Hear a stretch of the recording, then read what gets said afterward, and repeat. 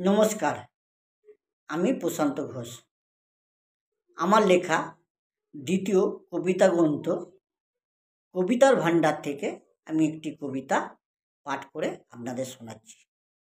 কবিতার নাম আমার দেশ।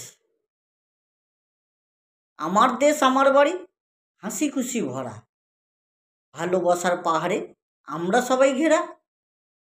সবুজ মাঠ, সবুজ ফসল, গোলায় ভরা ধান, সোনার ফসল ফলায় চাষি, বাউল গায়ে গান। আমার দেশ আমার বাড়ি, সাগর দিয়ে ঘেরা, ঢেউর তালে নৌকা দোলে, স্রোতে দিশাহারা। আমার দেশ আমার বাড়ি, জঙ্গল দিয়ে ঘেরা, পশু পাখি গাছপালা, জীবজন্তু ভরা।